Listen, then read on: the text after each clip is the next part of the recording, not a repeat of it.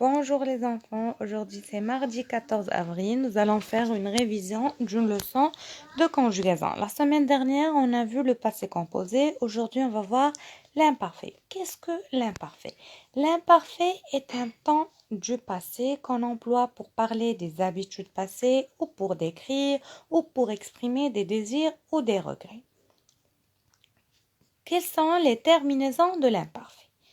AIS, AIS, AIT, IONS, IEZ, AIENT.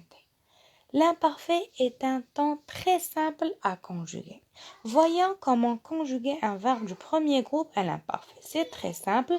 J'enlève ER et j'ajoute la terminaison. Prenons un exemple, le verbe déjeuner. Je dis je déjeunais, tu déjeunais, il déjeunait, elle déjeunait, nous déjeunions, vous déjeuniez, il déjeunait, elle déjeunait. Dans les verbes du premier groupe, il y a certains cas, par exemple les verbes en G. Prenons l'exemple du verbe nager. Regardez nager, si j'enlève ER, je vais avoir la lettre G dans le radical. Et donc G devant A, ça se prononce ga. Donc je ne peux pas dire je naguais. Qu'est-ce que je vais faire pour la prononcer nager? Et donc je vais ajouter E devant G. Je dis je nageais, tu nageais, il nageait, elle nageait, nous nagions, vous nagiez, il nageait, elle nageait. Qu'est-ce que vous remarquez? J'ai ajouté le E à la première personne, deuxième personne et troisième personne du singulier et à la troisième personne du pluriel. À la première personne et deuxième personne du pluriel, je ne vais pas ajouter le E parce que le G est devant I et G devant I, ça se prononce J. Prenons le deuxième cas, c'est les verbes en C. Par exemple, le verbe lancer. Si j'enlève le ER, je vais avoir le C au radical. Et donc, le C devant A, ça se prononce K. Et donc, je vais dire je lanquais. Je dois dire je lançais. Donc, pour la prononcer, c'est qu'est-ce que je vais faire? Je ne vais pas ajouter E, mais je vais ajouter la C, c'est dit. Là, c'est dit. Donc, je lançais, tu lançais, il lançait, elle lançait, nous lancions, vous lanciez, il lançait, elle lançait. Qu'est-ce que vous remarquez? J'ai ajouté la CG à la première personne, deuxième personne et troisième personne du singulier et à la troisième personne du pluriel. À la première personne du pluriel, deuxième personne du pluriel, je ne vais pas ajouter la CJ parce que le C est devant I.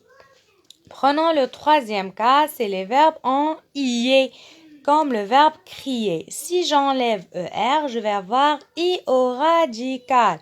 Alors, attention à la première et à la deuxième personne du pluriel. Je vais le conjuguer. Je criais, tu criais, il criait, elle criait.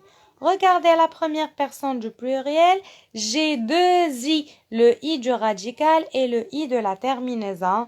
La même chose à la deuxième personne du pluriel, vous criez, il criait, elle criait. Donc ici, on a un problème seulement à la première et la deuxième personne du pluriel, c'est qu'on a deux i. Passons au verbe du deuxième groupe, à l'imparfait. Je prends le verbe choisir. Qu'est-ce que je fais? J'enlève IR et j'ajoute IC, IC, IC, ICIAN, ICIE, IC.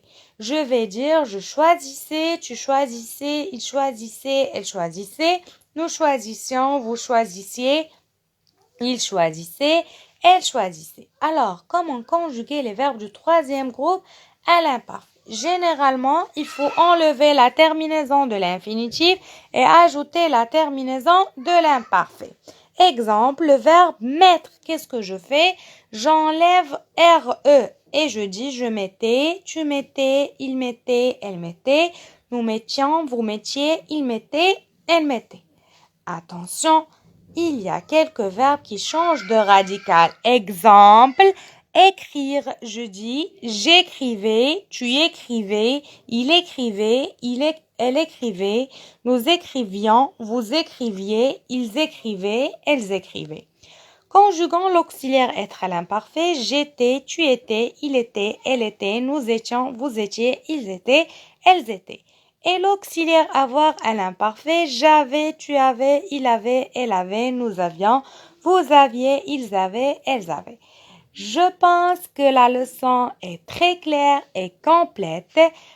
J'espère que vous avez bien compris et je vous souhaite une bonne chance.